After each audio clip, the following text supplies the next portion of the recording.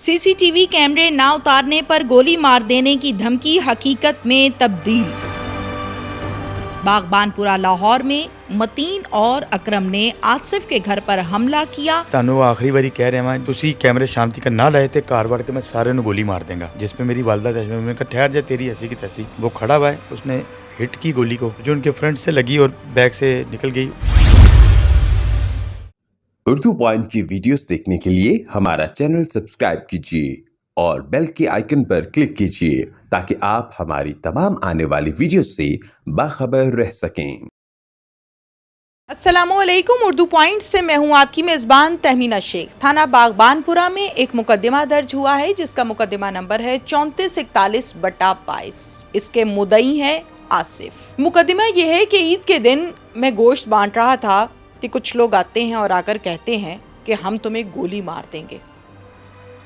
आसिफ इस हवाले से क्या कहते हैं, आसिफ का क्या मौक़िफ़ है, ये हम आसिफ से जानते हैं। जो खबरें गर्दिश कर रही हैं उसके मुताबिक डिमांड ये थी कि घर के बाहर जो कैमरास लगाए हुए हैं इन कैमरास को उतार दो। आसिफ का चूंकि अपना घर है और आसिफ ने अपने पैसों से ये कैमरे लगवाए हैं और आसिफ का ये मौक़िफ़ मुख्तलिफ खबरों में मैंने पढ़ा कि मैं इन कैमरास को क्यों उतरवाऊँ। इस पर झगड़ा हुआ और कत्ल हो गई वालिदा।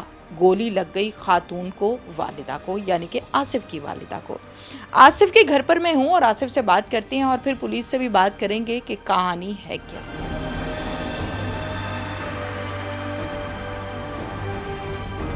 हुआ तो कुछ भी नहीं था, बस ये था कि ईद का सेकंड रोज़ था। मैं कुर्बानी करके मतलब अपना सामान वगैरह कुर्बानी के गोश्त को तकसीम करने के सिलसिले में ना घर से निकला। कुर्बानी करके घर पे आया, सामान वगैरह रख के कुर्बानी के लिए निकला था कि वहाँ से गोश्त उठाना था जहाँ पे हमने जिस घर में किया है। मैं बाहर निकला तो ये ना मुलजिम अकरम जिसने मेरी वालदा को हिट किया, ये ना मोटरसाइकिल पे 2-3 मोटरसाइकिलें आई थी और सारे ये लड़के आए हैं। तो इसने ना मुझे रास्ते में रोका, आप सीसीटीवी फुटेज में देख सकती हैं। तो इसने मुझे रोका है, आवाज़ दिया है, मैं बड़े आराम से, मैं पता नहीं, मैं जाके इस्लाम दो ली है बड़े अच्छे तरीके से। आप देखेंगी कि बड़े अच्छे तरीके से मैं इस्लाम दो ली है। तो उतरते साथ ही ना मतलब पीछे करके मुझे कहता ओए ये कैमरे उतार दी।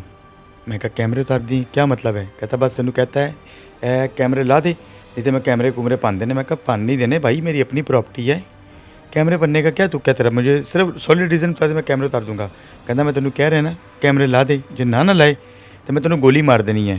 आप देख सकती हैं सीसीटीवी फुटेज में कि जब उसने ये कहा ना तो मैंने कहा मार दे यार, पिस्टल तेरे हाथ में, फिर क्या क्यों रहा है, गोली मार तू मुझे। वो कहता बस मैं तेनू क्या छड़ा, मैं शांति कराना है, ये कैमरे लगे तो वेखी फिर मैं की करना हुआ। मैं फिर इसको करूँ, मैं कहा जाई ना ऐसे गोली मार के जा मुझे। इसको ऊपर नहीं गुस्सा है, तैश है, इसने ना मुझे हिट किया ये मेरे यहाँ पर, तो मैं संभल नहीं पाया हूँ।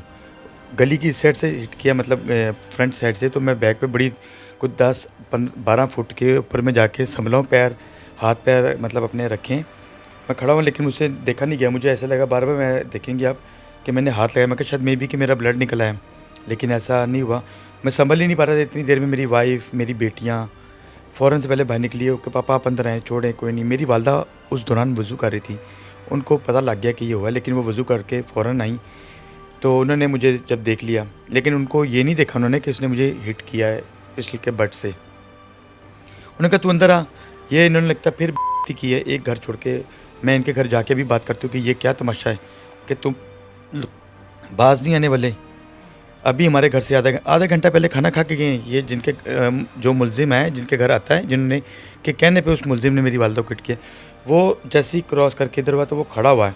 मेरी वालदा आप देखेंगी कि वो अंदर करेंगी, तू आजा छोड़ मैं बात करती हूँ।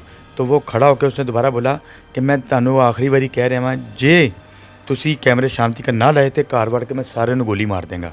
जिसमें मेरी वालदा तशमीम ने कहा ठहर जा तेरी ऐसी की तैसी, तू गोली मारेगा। वो अभी उतरा है, पीछे से मुलजिम के साथ जो उसका राइट हैंड है मतीन, उसकी वालदा ऊपर से आवाज़ दे के आवाज़ लगाई है, मोहल्ले वालों ने सुना है। उसने कहा मार दे गोली। वो खड़ा हुआ है, उसने हिट की गोली को और खड़े होकर पैर पटक के ना बोल के गया। आप देखेंगी कि वो पैर पटका उसने और कह के गया कि हुन चंगा रहें। और मोबाइल पे किसी से बात करता निकला वो कि भाई महल्लेदारों ने बताया मुझे। वो तो अभी तक मुझे अभी भी समझ नहीं लग रही। आप बात करके देंगे थोड़ी देर मुझे मेरे दिमाग से आपका चेहरा निकल जाएगा। माँ सो अपनी माँ के अलावा। कब से रहते हैं इस एरिया में, इस घर में? 50 साल से पहले, 50 साल से ज़ायद हो गया। और ये कैमरास कब लगवाए? 2016 में। और झगड़ा ये फर्स्ट टाइम हुआ? फर्स्ट टाइम झगड़ा हुआ है। कह तो रहा हूँ, उसने एक तो किसी ने कहा होता ना कि यार आपको मैंने उस दिन कह के कैमरा उतारो, आपकी वजह से मैं प्रॉब्लम हो रही है, कोई ऐसी बात नहीं।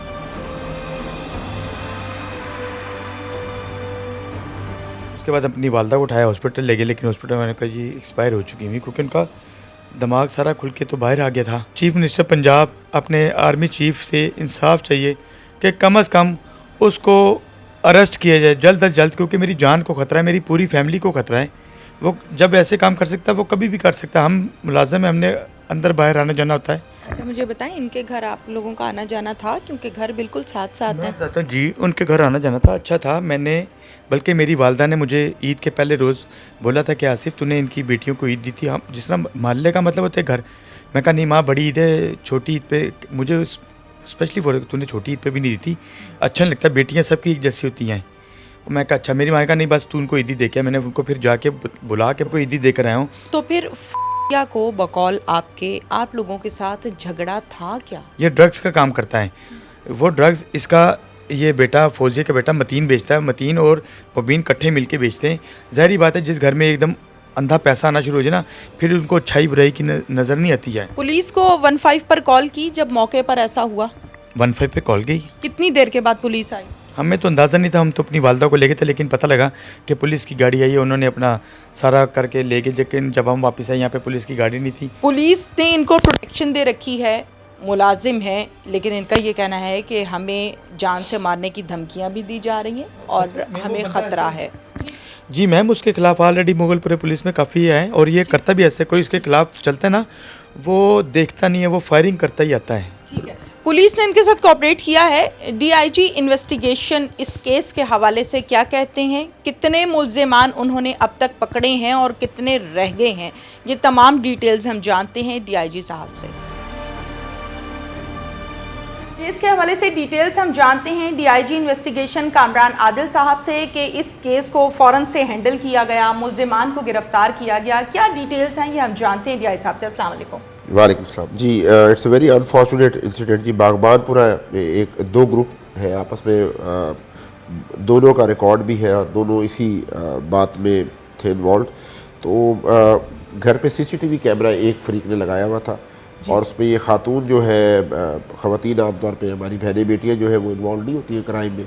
तो ये कहीं घर से बाहर निकली है, तो उसमें से उनकी आपस में पहले ही हार्ट टॉक हो रही थी, और उन्होंने इस दौरान फायरिंग की है, और इस खातून के सर पे गोली लगी और ये बेचारी फौत हो गई वहीं पर मौके पे।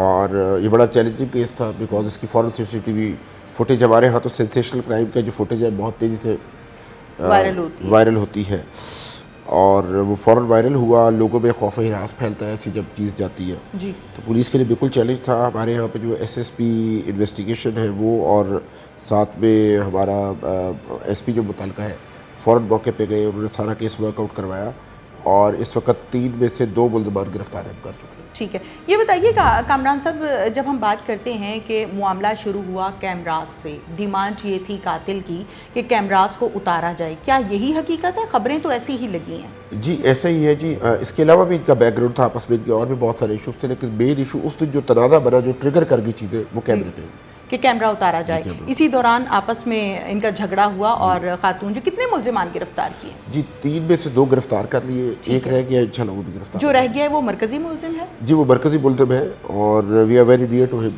वो भी इंशाल्लाह आपको खबर मिलेगी। ये बिल्कुल अभी कुछ दिन का ही वाक़या है, लेकिन देयर इज़ नो एक्सक्यूज़, अब इंशाल्लाह ताला उसको विद इन डेज जैसे ये गिरफ्तार किए वो भी गिरफ्तार। बिल्कुल ठीक है। ये भी बता दीजिए कामरान साहब के मुल्जिमान जो गिरफ्तार किए हैं, इनका सीआरओ चेक किया गया है, क्या ऑलरेडी रिकॉर्ड याफ्ता हैं, इश्तिहारी हैं या नहीं? जी इसमें से इनका रिकॉर्ड जी अवेलेबल है, और अनफॉर्चुनेटली हमारे यहाँ क्राइम के पूरे कैरियर्स हैं जी। मैं कई मरतबा ये बात कहता हूँ, लोगों को बताता भी हूँ कि we need to legislate for repeat offenders. ठीक है, ये जो हैबिचुअल ऑफेंडर्स है, बार बार क्राइम कर रहे हैं, इनके बारे में हमें as a society, as a nation बैठ के इसमें कानून साजी करनी भी बहुत जरूरी है। बिल्कुल ठीक है। आप ये यकीन दिलाते हैं कि जो मुल्जिम, मरकजी मुल्जिम अब तक गिरफ्तार नहीं हुआ, वो हो जाएगा, और आप इस केस को मंतकी अंजाम तक पहुंचाएंगे? जी इंशाल्लाह ताला। मुझे पूरा इसलिए कॉन्फिडेंस है कि मैं प्रोसिक्यूशन के साथ बहुत क्लोजली काम करते हैं। कोशिश यही होती है कि अच्छे केस तैयार किए जाए और सजाएं लाई जाए। आमतौर ये कि सजाएं नहीं मिलती, मैं उसका जवाब ये देता हूँ कि सज़ाएँ होती हैं लेकिन वो डिस्कस नहीं होती। हम लोग ठीक है। आमतौर पे अपने फेलियर्स आमतौर पर डिस्कस करते हैं, एज ए नेशन हम अपनी अच्छी बातें नहीं डिस्कस करते। Thank you very much. Welcome. इसके साथ ही नाजरीन अपनी मेज़बान तहमीना शेख को इजाज़त दीजिए। अल्लाह हाफिज़।